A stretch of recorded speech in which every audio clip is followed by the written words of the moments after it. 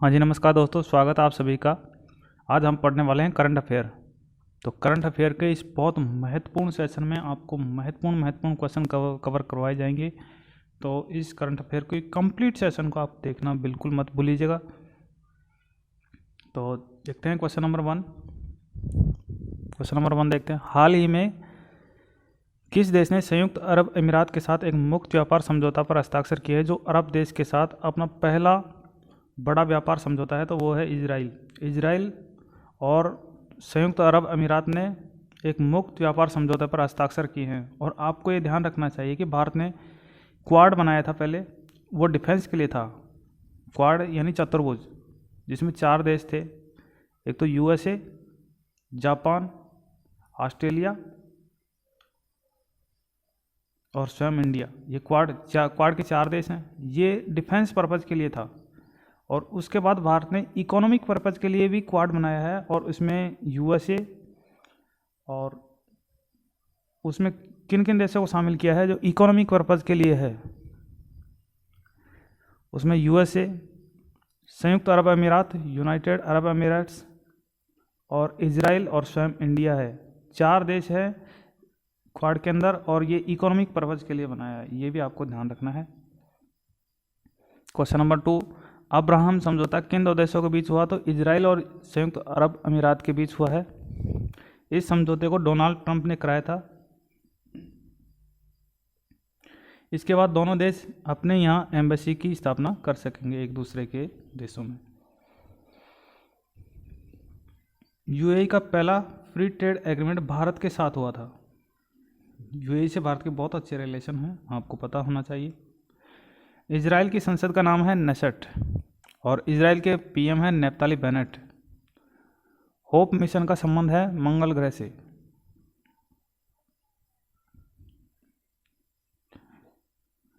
UAE ने Japan की सहायता से लॉन्च की है। जापान की सहायता से लॉन्च की है होप मिशन, और इसका संबंध है मंगल ग्रह से। क्वेश्चन नंबर 5 देख लेते हैं। 1 जून 2022 को पुरुष हॉकी एशिया कप 2022 का खिताब किसने जीता? तो दक्षिण कोरिया ने जीता, मलेशिया को हराकर। और इसका आयोजन कौन था? आयोजन कहाँ हुआ था? इंडोनेशिया की राजधानी जकार्ता में। भारत ने इसमें कांस्य पदक जीता था, ब्रॉन्ज मेडल। और गोल्ड मेडल किसने जीता? दक्षिण कोरिया ने। और जो रजत पदक है वो किसने जीता? मलेशिया ने।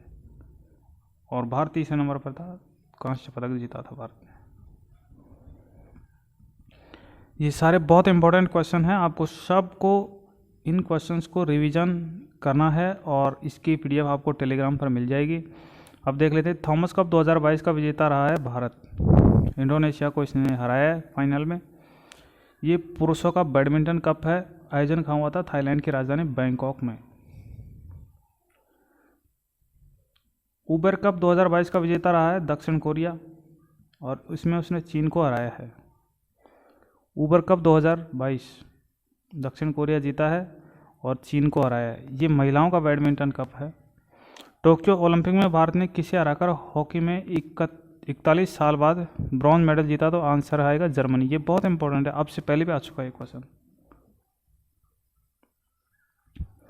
World game athlete of the year का अवार्ड 2021 में किसे दिया गया है? तो ये पीआर श्रीजेश, जो हॉकी टीम के गोलकीपर हैं, तो इनको ये अवार्ड मिला है, world game athlete of the year 2021 का अवार्ड। क्वेश्चन नंबर 10 देख लेते हैं। हाल ही में भारत और पाकिस्तान के बीच स्थायी सिंधु आयोग की 118वीं बैठक कहाँ आयोजित की गई थी? तो ये नई दिल्ली में की गई थी। 118वीं बैठक आयोजित की गई थी। और जो सिंधु समझौता हुआ था ये सितंबर 1960 में हुआ था, और इसमें पाकिस्तान की ओर से उनके राष्ट्रपति अयूब खान शामिल थे। तो समझौते में क्या हुआ था? सिंधु की सहायक नदी है झेलम, चिनाब, रावी, व्यास और सतलज।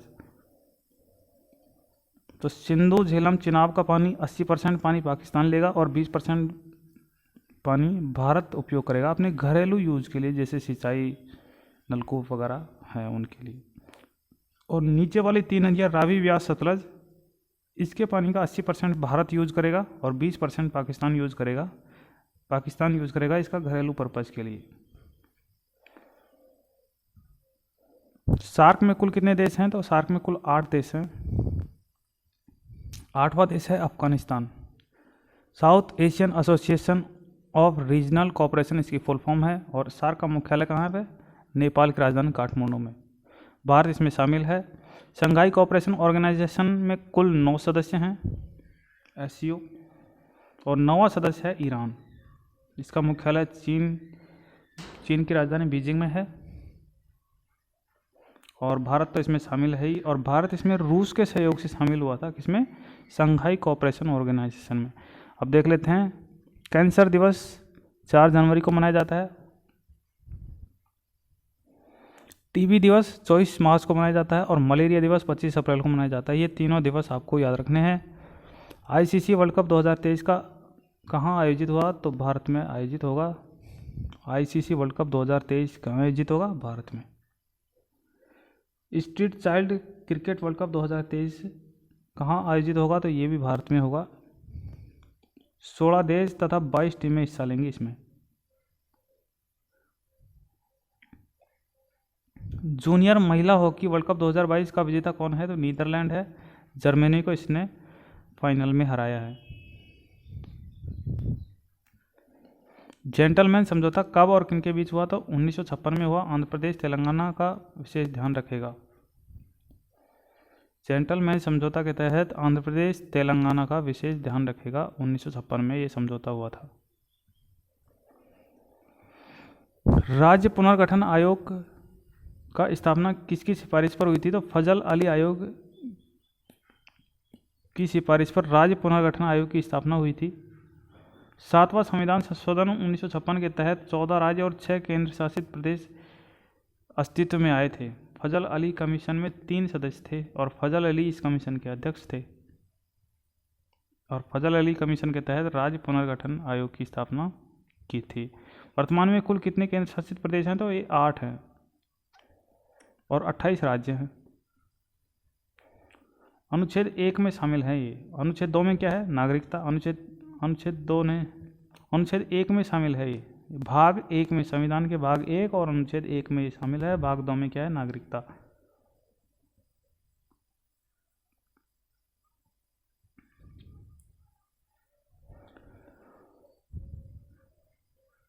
विंग्स इंडिया 2022 कहाँ आयोजित हुआ था? विंग्स इंडिया 2022 का संस्करण तो बेगमपेट एयरपोर्ट हैदराबाद में ये आयोजित हुआ था। ये एक प्रदर्शनी है वायुसेना की। Wings India 2022। वर्तमान में कुल कितने केंद्र शासित प्रदेश हैं? 8 हैं, तो ये हो गया है। अब क्वेश्चन नंबर 24 देख लेते हैं। ऑपरेशन पोलो चलाया गया था 1948 में। हैदराबाद रियासत को भारत में मिलाने के लिए ऑपरेशन पोलो चला गया था। इसके बाद हैदराबाद का निज़ाम, बेसिकली हैदराबाद के निज़ाम ने खुद की रियासत का विलय पाकिस्तान में कर दिया था। और जब ऑपरेशन पोलो चलाया गया तो हैदराबाद का निज़ाम रियासत को छोड़कर पाकिस्तान भाग गया था। रामप्पा मंदिर कहाँ स्थित है? तो तेलंगाना में। ये न्यूज़ में है, चर्चा में है। रामप्पा मंदिर आपको ध्यान में रखना है क्योंकि ये भारत का यूनेस्को में शामिल होने वाला 29वां वर्ल्ड हेरिटेज साइट है। भारत में वर्तमान में कितनी वर्ल्ड हेरिटेज साइट हैं यूनेस्को में शामिल? तो 40 वर्ल्ड हेरिटेज साइट हैं। चर्चा में रही फूलों की घाटी किस राज्य में है? तो वैली ऑफ फ्लावर उत्तराखंड में है। मैं आपको 5 वैली बता देता हूँ। पिन वैली हिमाचल में, फ्लावर वैली उत्तराखंड में, साइलेंट वैली केरल में, नियोरा वैली वेस्ट बंगाल में,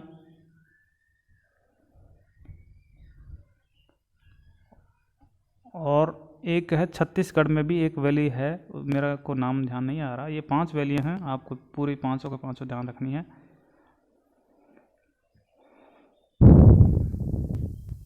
तो 1982 में वैली ऑफ फ्लावर को वर्ल्ड हेरिटेज साइट में शामिल किया गया था। 1982 में फिलहाल ये चर्चा में है क्योंकि ये पर्यटकों के लिए खोल दी गई है। तो देखते हैं, यहाँ कस्तूरी मृग, हिम तेंदुआ जैसे जानवर पाए जाते हैं। नंदा देवी नेशनल पार्क उत्तराखंड में ही स्थित है और उत्तराखंड में राजाजी नेशनल पार्क है, आपको ये भी ध्यान रखना है। क्वेश्चन नंबर 28 देख लेते हैं। भारत में वर्तमान में कुल कितने अमूर्त धरोहर हैं? अमूर्त धरोहर का मतलब होता है जिनको आप हाथ से नहीं छू सकते, केवल देख सकते हैं, महसूस कर सकते हैं, जैसे दुर्गा पूजा। ये 14वीं अमूर्त सांस्कृतिक धरोहर है और दुर्गा पूजा का संबंध है वेस्ट बंगाल से। जिम कॉर्बेट नेशनल पार्क का नया नाम है रामगंगा नेशनल पार्क। पुराना नाम था हेली नेशनल पार्क। ये उत्तराखंड में स्थित है। हिम तेंदुआ किस केंद्र शासित प्रदेश का राजकीय पशु है? तो ये लद्दाख का है राजकीय पशु हिम तेंदुआ। लद्दाख केंद्र शासित प्रदेश का राजकीय पशु है। और ये जम्मू कश्मीर और लद्दाख कब से अस्तित्व में आए थे? तो 31 अक्टूबर 2019 को अस्तित्व में आए थे। वैसे आपको और चेक करना है। क्वेश्चन नंबर 31 देख लेते हैं। हिम तेंदुआ का संरक्षण केंद्र कहाँ बनाया गया है? तो उत्तराखंड में नीदरलैंड की सहायता से बनाया गया है। 32 देख लेते हैं क्वेश्चन नंबर। जूको घाटी कहाँ स्थित है? नागालैंड और मणिपुर की सीमा पर जूको घाटी स्थित है। हाल ही में यहाँ आग लगने के कारण ये चर्चा में है।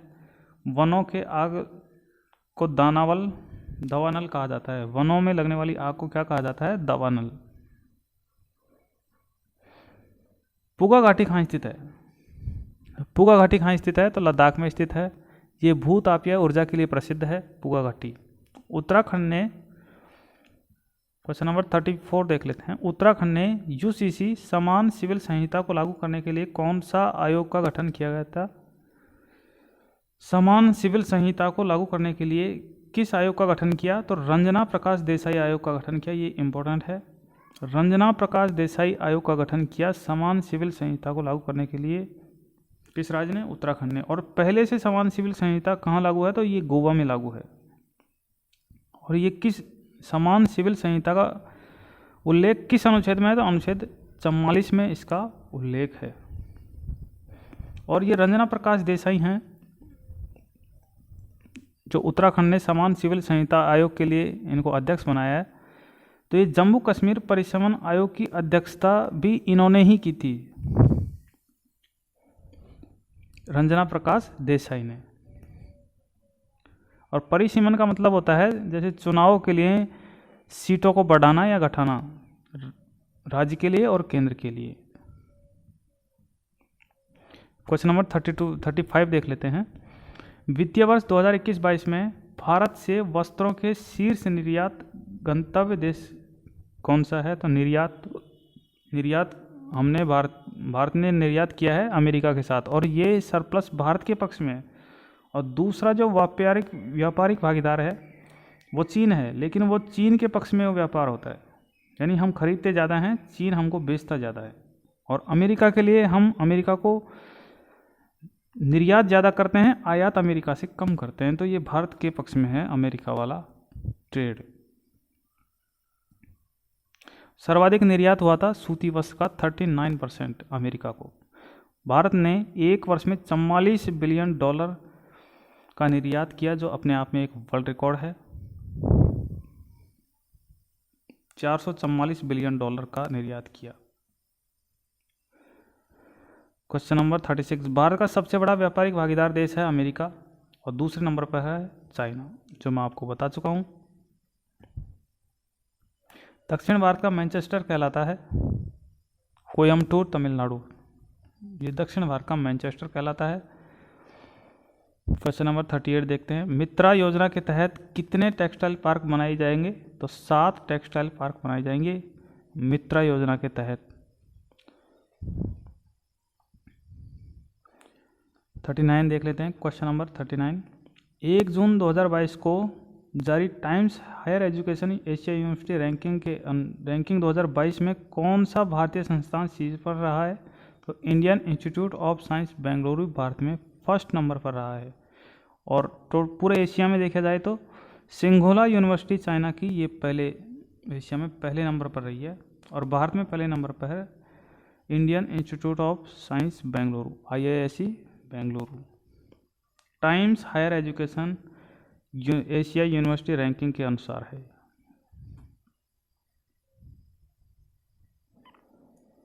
क्वेश्चन नंबर 40 देखते हैं। हाल ही में 59वें international conference of computer expert में टॉप 500 सुपर कंप्यूटर की लिस्ट में किसे दुनिया का सबसे तेज सुपर कंप्यूटर चुना गया है? तो ये फ्रंटियर कंप्यूटर है अमेरिका में, और सेकंड नंबर पर है फुगाकू कंप्यूटर, ये जापान में स्थित है। और भारत का जो परम सिद्धि एआई कंप्यूटर है वो 111वें स्थान पर है ऑल वर्ल्ड में 111वें स्थान पर है इसकी रैंकिंग। क्वेश्चन नंबर 41 देखते हैं। हाल में किसे नागरिक उड्डयन सुरक्षा ब्यूरो का महानिदेशक नियुक्त किया गया है? तो ये जुल्फिकार हसन है, इनको नागरिक उड्डयन सुरक्षा ब्यूरो का महानिदेशक नियुक्त किया है। 42 देखते हैं। नागरिक उड्डयन सुरक्षा ब्यूरो का गठन कब और किसकी सिफारिश के आधार पर किया गया था? तो 1978 में किया गया था। पांडे समिति की सिफारिश पर नागरिक उड्डयन सुरक्षा ब्यूरो का गठन किया गया था। 1987 में इसका पुनर्गठन किया और इसे नागरिक उड्डयन मंत्रालय के अंतर्गत लाया गया। Question number 43। भारत के वर्तमान मुख्य आयुक्त हैं राजीव कुमार। मुख्य आयुक्त हैं राजीव कुमार।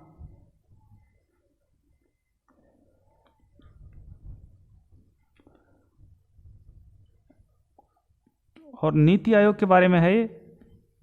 नीति आयोग की स्थापना कब हुई थी? 1 जनवरी 2015 को हुई थी नीति आयोग की स्थापना, आपको ये भी ध्यान रखना है। इससे पहले नीति आयोग एक योजना आयोग के नाम से काम करता था, तो इसकी स्थापना हुई थी 25 जनवरी 1950 को योजना आयोग की। और नीति आयोग योजना आयोग को भंग करके नीति आयोग बनाया गया था। तो 1 जनवरी 2015 से नीति आयोग अस्तित्व में आया। और योजना आयोग भंग कब हुआ? तो 2014 में ही भंग हो गया था, लास्ट दिसंबर 2014 में। भारत के मुख्य वैज्ञानिक सलाहकार वर्तमान में कौन है? तो ये अजय कुमार सूद हैं, भारत के मुख्य वैज्ञानिक सलाहकार। इसरो के वर्तमान अध्यक्ष हैं एस सोमनाथ। इससे पहले ये भाभा एटॉमिक रिसर्च सेंटर के अध्यक्ष थे, अब ये इसरो के अध्यक्ष हैं। सेबी की वर्तमान में पहली महिला अध्यक्ष बनी है माधवीपुरी बुच। सेबी का फुल फॉर्म है security exchange board of India. Question number 48 देखते हैं। हाल ही में वेस्टइंडीज के किस खिलाड़ी को पाकिस्तान के तीसरे सर्वोच्च नागरिक पुरस्कार सितारा पाकिस्तान से सम्मानित किया है? तो यह है डेरेन सैमी, वेस्टइंडीज के पूर्व कप्तान हैं। इनको पाकिस्तान के तीसरे सर्वोच्च सम्मान सितारा पाकिस्तान से सम्मानित किया है। और पाकिस्तान का दूसरा सर्वोच्च सम्मान है हिलाल पाकिस्तान, और पहला सर्वोच्च सम्मान है पाकिस्तान का निशान पाकिस्तान। तो क्वेश्चन नंबर 49 देखते हैं। हाल ही में पाकिस्तान का दूसरा सर्वोच्च नागरिक सम्मान हिलाल पाकिस्तान किसे दिया है? तो बिल गेट्स को दिया है।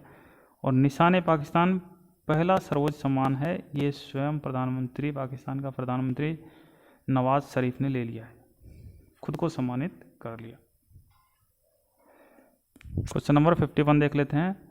हॉकी एशिया कप 2022 का विजेता कौन रहा है? तो दक्षिण कोरिया, और इसमें मलेशिया को हराया है इसने। भारत तीसरे स्थान पर था, ब्रॉन्ज मेडल जीता है इसने हॉकी एशिया कप 2022 में। आयोजन हुआ था इंडोनेशिया की राजधानी जकार्ता में। और इंडोनेशिया की अब नई राजधानी, अब जकार्ता इंडोनेशिया की राजधानी नहीं है, इंडोनेशिया की राजधानी नुसंतारा हो गई है, नुसंतारा। तो आपको ये भी ध्यान रखना है। भारत का जो भारत रत्न पुरस्कार है सर्वोच्च सम्मान, वो 1954 में शुरू हुआ था। भारत का पहला सर्वोच्च सम्मान कितने लोगों को मिला? तो ये 3 लोगों को मिला। भारत रत्न जो पहली बार 1954 में शुरू हुआ था, 3 लोगों को मिला था, राधा कृष्णन, सी राजगोपालचारी और सीवी रमन को। सीवी रमन ने 1929 में रमन प्रभाव की खोज की थी और इनको 1930 में नोबेल प्राइज मिला था।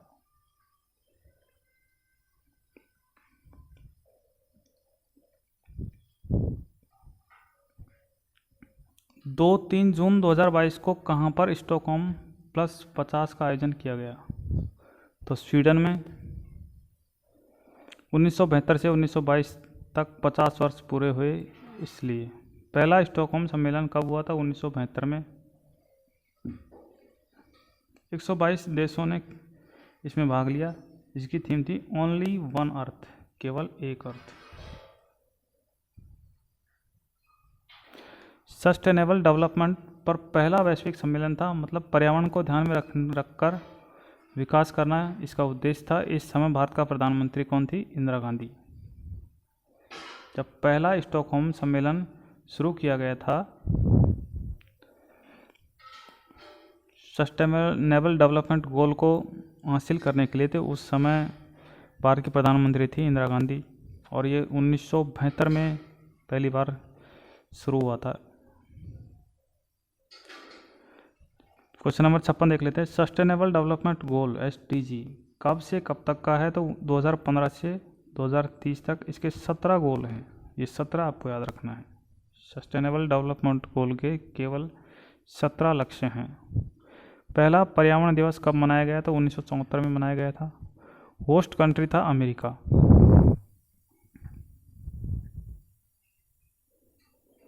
विश्व पर्यावरण दिवस कब मनाया जाता है? तो 5 जून को मनाया जाता है पर्यावरण दिवस। ये तो आपको याद होगा ही, क्योंकि 5 जून 1972 को यूनाइटेड नेशन एनवायरनमेंट प्रोग्राम की स्थापना होती है, और इसका मुख्यालय कहाँ है? नैरोबी के केन्या में। केन्या की राजधानी नैरोबी में।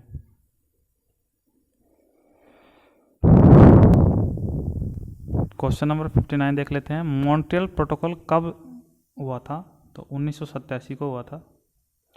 मॉन्ट्रियल कहाँ है? कनाडा में स्थित है, और मॉन्ट्रियल के अंदर वर्ल्ड एंटी डोपिंग एजेंसी का हेडक्वार्टर है, मॉन्ट्रियल कनाडा में। उद्देश्य ओजोन परत के क्षरण को रोकना था।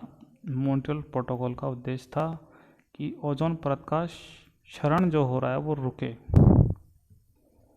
क्वेश्चन नंबर 60 देख लेते हैं। क्योटो प्रोटोकॉल कब हुआ था? 1997 में।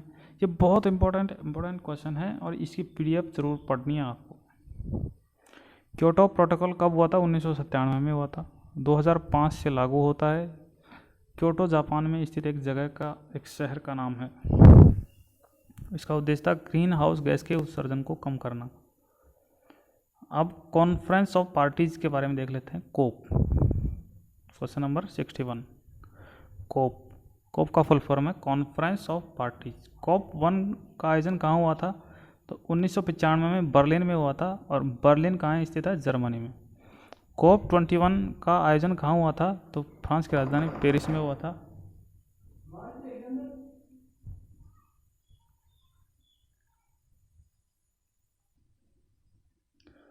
तो मैंने बताया आपको,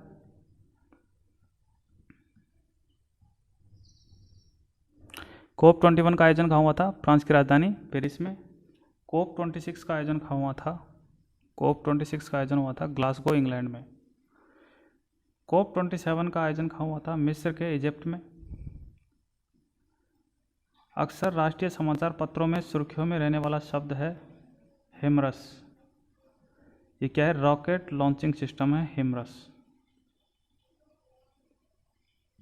और हिमरस के बारे में मैं आपको बताऊं कि ये अमेरिका द्वारा विकसित रॉकेट लॉन्चिंग सिस्टम है, जिसे यूक्रेन को दिया गया है। हिमरस की फुल फॉर्म है high mobility artillery rocket system. आपको याद रखना है। मिन्स्क समझौता किन 2 देशों के बीच हुआ था? तो यूक्रेन और रूस के बीच हुआ था मिन्स्क समझौता। और ये कब हुआ था? तो इसका भी डिटेल इसमें है PDF में भी।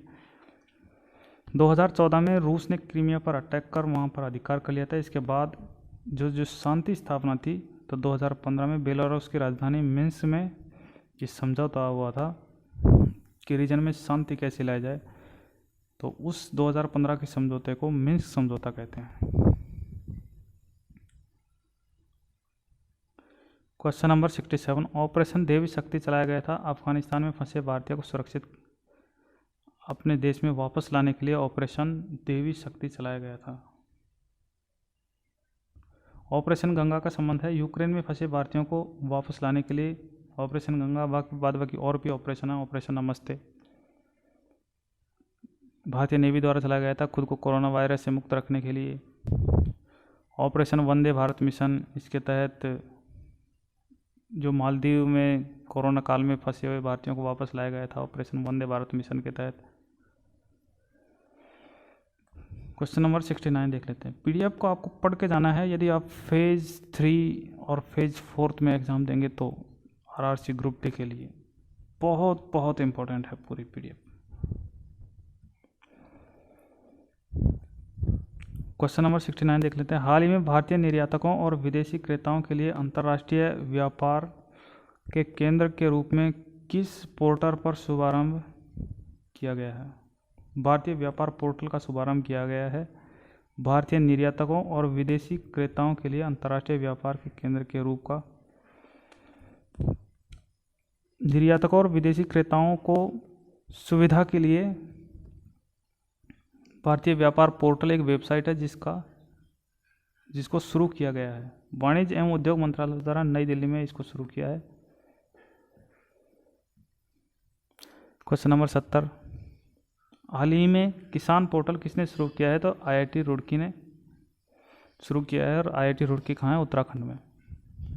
और ये लॉर्ड कर्जन के समय का आईआईटी है, आईआईटी रुड़की।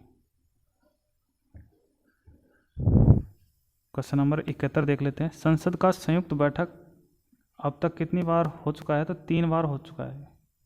1961, 1978 और 2000 में संयुक्त बैठक हो चुकी है। और संयुक्त बैठक कौन बुलाता है? राष्ट्रपति बुलाता है भारत का। और संयुक्त बैठक का उल्लेख किस अनुच्छेद में है? तो अनुच्छेद 108 में संयुक्त बैठक का उल्लेख है और राष्ट्रपति बुलाते हैं। संयुक्त बैठक की अध्यक्षता कौन करता है? तो लोकसभा अध्यक्ष करता है संयुक्त बैठक की अध्यक्षता।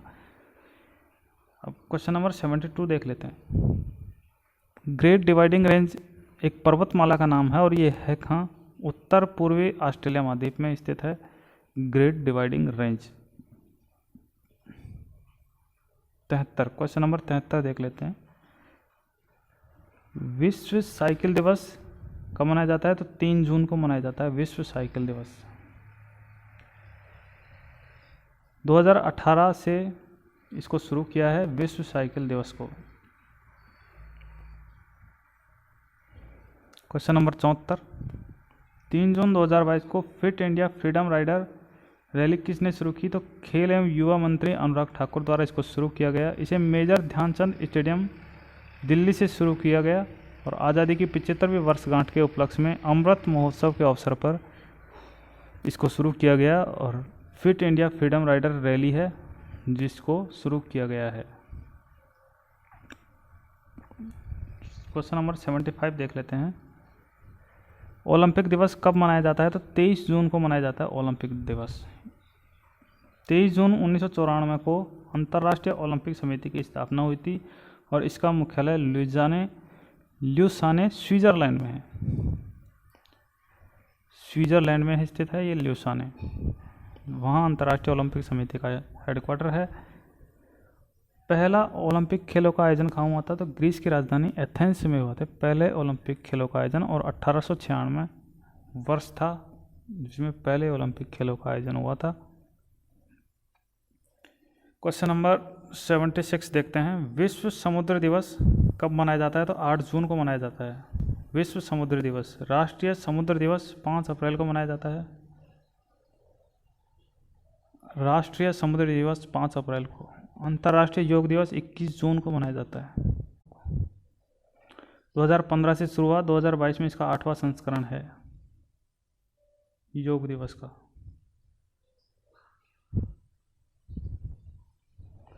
हाल ही में किसी सशस्त्र सीमा बल का नया महानिदेशक बनाया गया है? तो एस.एल. थॉसन या सुजाय पॉल थॉसन को बनाया गया है। क्वेश्चन नंबर 80 देख लेते हैं। दिल्ली के नए उपराज्यपाल कौन है? तो विनय कुमार सक्सेना दिल्ली के नए उपराज्यपाल हैं।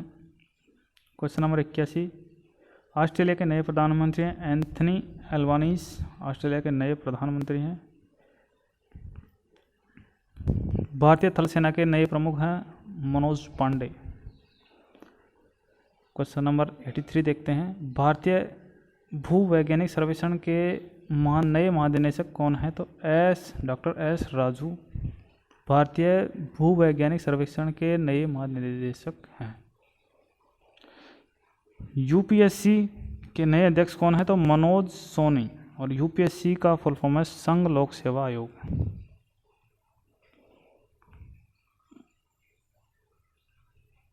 क्वेश्चन नंबर 85 देखते हैं। जून 2022 में देश का पहला और एशिया का सबसे बड़ा लिक्विड मिरर टेलीस्कोप कहाँ स्थापित किया गया? तो देवस्थल उत्तराखंड में स्थापित किया गया। आर्यभट्ट रिसर्च इंस्टीट्यूट संस्था के परिसर में इसको स्थापित किया गया है। इसमें परे की पहली परत का उपयोग किया गया है, यानी जो पारा होता है Hg, इसकी परत का उपयोग किया गया है जिससे प्रकाश को फोकस किया जा सके। लिक्विड मिरर टेलीस्कोप नाम से ही स्पष्ट है, ये एक टेलीस्कोप है, दूरदर्शी, दूर की वस्तुओं को देखने के लिए उपयोग होता है। और लिक्विड मिरर यानी कोई द्रवीय लेंस या कांच होगा, तो उसके लिए अपन पारे का इस्तेमाल करेंगे। निर्माण Bharat plus Belgium plus Canada, 3 देश मिलकर इसका निर्माण करेंगे। 86 भारत देश में अपनी तरह का पहला सौर पवन हाइब्रिड ऊर्जा उत्पादन कहाँ शुरू हुआ था? तो जैसलमेर राजस्थान में। क्वेश्चन नंबर 88 ऑपरेशन महिला सुरक्षा किससे संबंधित है? तो आरपीएफ रेलवे सुरक्षा बल से संबंधित है। ऑपरेशन महिला सुरक्षा महिलाओं की यात्रा को सुरक्षित करने में बढ़ावा देना इसका मुख्य उद्देश्य है।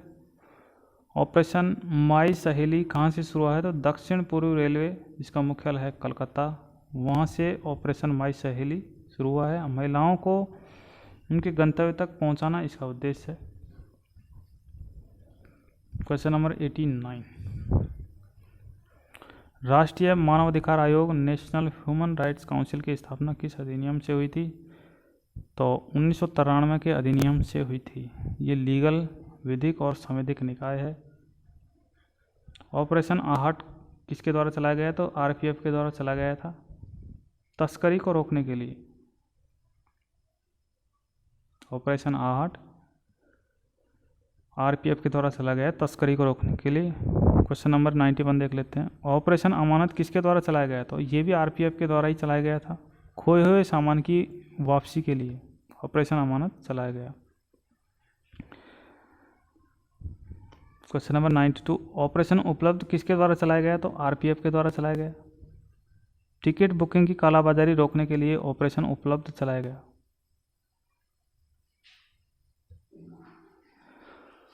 हाल ही में किस भारतीय अमेरिकी छात्र ने 2022 स्क्रिप्स नेशनल स्पेलिंग बी में पहली बार स्पेल ऑफ मुकाबले में खिताब जीता है?